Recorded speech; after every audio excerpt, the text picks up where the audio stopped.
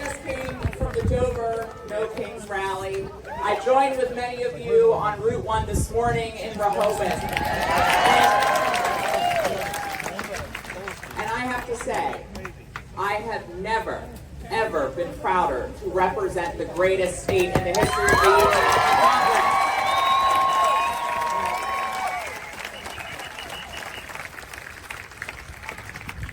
This site is incredible because while Mike Johnson and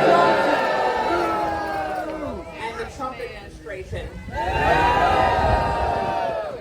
while they want to call you all criminals, while they want to call us criminals, what I see on display today are peaceful patriots here to defend democracy.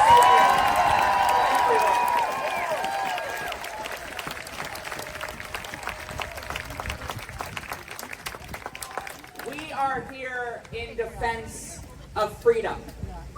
The freedom to control our own destiny as a democracy. The freedom from a despot, whether a despot with a golden crown or a despot with a gilded Oval Office. We are here. That's right, that gild is tacky. It is tacky. I mean, come on. At least the king would have a little bit more class. Wasting of years. We are here to defend the freedom from fear. Because right now, far too many of our neighbors are living in fear. Fear of masked men abducting them without due process. Fear that they will lose their capacity to make decisions about their own body or their own health care. They are fearful for their future. But we know that if we continue to show up, if we continue to march and protest, if we continue to vote and lift our voices, hope can be more powerful than fear.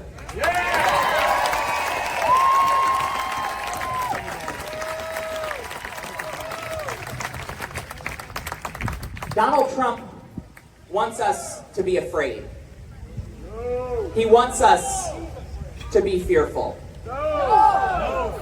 We have seen over the last 10 months the politics of vengeance and intimidation. Well, Delaware, I will not be intimidated, and neither will you.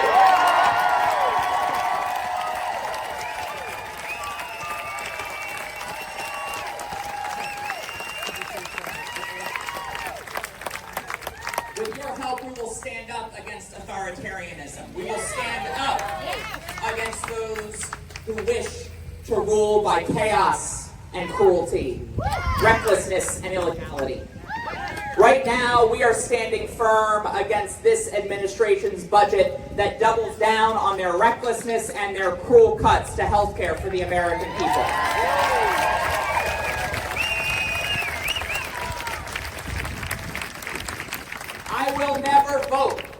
I will never vote for a budget that leaves people sicker or more hungry at the end of the day.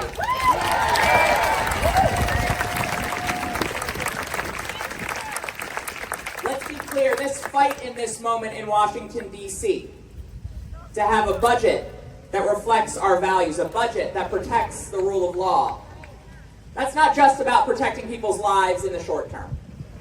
It's not just about protecting care for those who need it.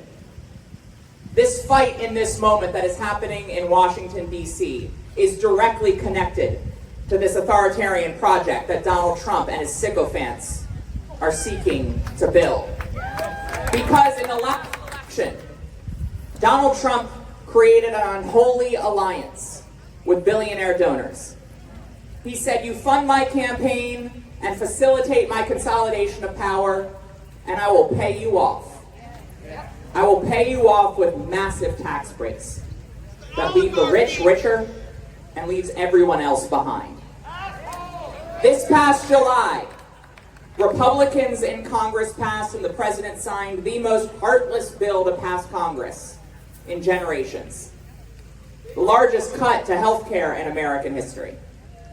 But it was all part of that unholy alliance to pay back his donors with those tax breaks. And to just partially pay for it, they raided the health care of the American people. So in this moment, if we protect people's health care, not only do we save lives, but we take the piggy bank away from Donald Trump, who is raiding it to fund his authoritarian project. They want people hungry. They want people scared. The first speech that I gave on the floor of the House of Representatives, I quoted from Franklin Roosevelt's 1944 State of the Union. He delivered this speech in the well of the House as a war raged on two continents, as our greatest generation defended freedom against tyranny. And in that speech, Franklin Roosevelt talks about how necessitous people are the things that dictatorships are made of. That people who are hungry and out of a job are not free people. We stand here not only in defense of freedom as an abstract concept, we stand here in defense of everyone having the capacity to live and thrive in this society. To make it clear that no matter who you are, and yes, no matter who you voted for in the last election, you belong in America. We are here to fight for you. Across all of our difference, across our disagreement. Unlike Donald Trump, I respect everyone that I represent and everyone that I serve. That is what democracy is.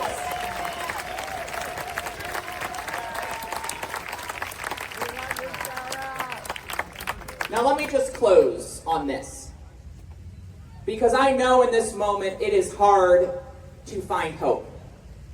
It's easy to become cynical. It's easy to become hopeless. It's easy to fear that if we vote and volunteer and protest and march, that things won't work out.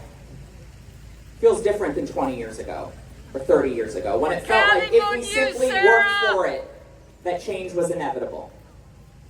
But right now we can't quite see the light at the end of the tunnel.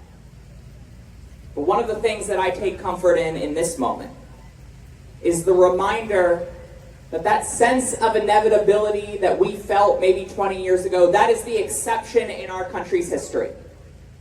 I think about it every time I'm on the floor of the House of Representatives. I think about the history that has happened in that space.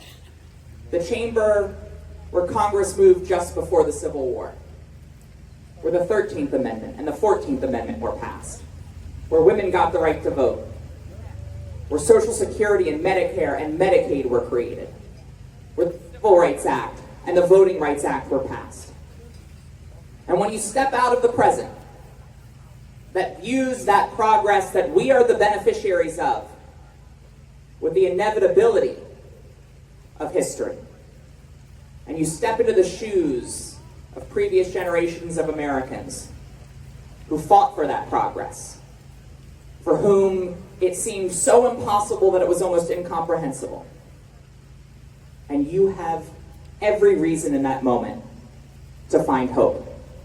Because you cannot tell me that the reasons for hopelessness now are greater than the reasons for hopelessness for an enslaved person in the 1850s who had no reason to believe that an Emancipation Proclamation was on the horizon. You cannot tell me that the reasons for hopelessness now are greater than the reasons for hopelessness for an unemployed worker during the early days of the Great Depression who had never heard of a New Deal. You cannot tell me that the reasons for hopelessness now are greater than the reasons for hopelessness for a closeted LGBTQ person in the 1950s who never knew of an America where they could live openly and authentically as themselves without violating the law. They had every reason to give up, to lose hope. They couldn't see the light at the end of the tunnel. But they persevered. They summoned their hope. They found the light and they changed the world. And Sussex County, My promise to you is that so long as there is air in my lungs and there are breaths in my body, I will stand with you to fight for freedom, to fight for democracy,